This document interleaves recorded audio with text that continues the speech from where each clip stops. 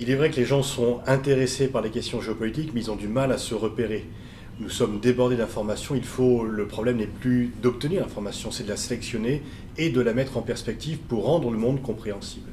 Et grâce à ces chapitres, grâce à cette centaine de cartes, on a déroulé un peu l'ensemble des problématiques qui se posent, que l'on traite au quotidien, pour les mettre dans une perspective globale, historique, et comprendre en termes simples, et avec des textes courts et clairs, quels sont les grands problèmes géopolitiques contemporains.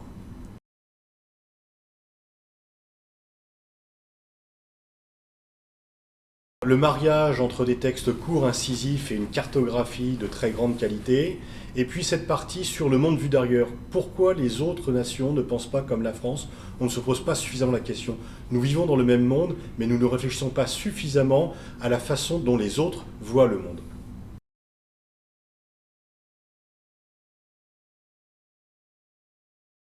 Le monde actuel est considéré comme dangereux, mais notamment par les Occidentaux, qui s'étaient fait des illusions extraordinaires sur l'existence d'une communauté internationale, ou alors, au contraire, du contrôle de l'ensemble du monde par les Occidentaux, précisément à cause de leur supériorité à tout point de vue.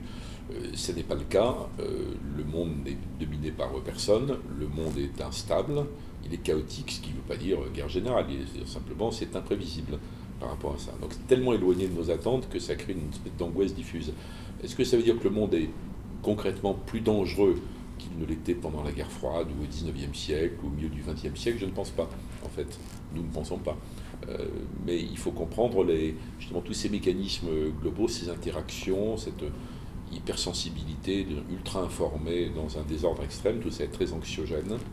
Et un atlas de ce type, les textes, les cartes, devraient aider justement à sélectionner, à calmer et à comprendre les problèmes sérieux, sans les minimiser, mais sans croire que tout est monstrueusement menaçant à chaque instant.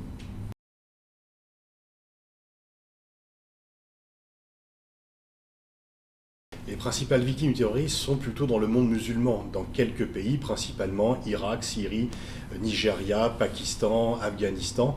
Mais effectivement, pour les Occidentaux qui vivent en période de paix, qui n'ont plus de menace territoriale sur eux, la menace du terrorisme est tout à fait effrayante. Elle est tétanisante. Il faut donc gérer cela, faire face à ce défi qui est pour le long terme. Nous n'allons pas résoudre cela. Il faut le confronter, non pas s'y habituer, lutter, mais en sachant qu'il y aura toujours une menace existentielle qui pèsera sur nous, et donc il ne faut pas céder à la panique ni à la négation du problème. C'est tout à fait vrai qu'il y a une convulsion énorme au sein de l'islam. Il y a sunnites et chiites, mais il y a aussi les 1% qui veulent imposer leur loi féroce à l'ensemble des autres musulmans. Donc nous sommes des victimes potentielles collatérales, en fait. Collatérales subsidiaires. Et on n'est pas, contrairement aux apparences, le cœur du sujet.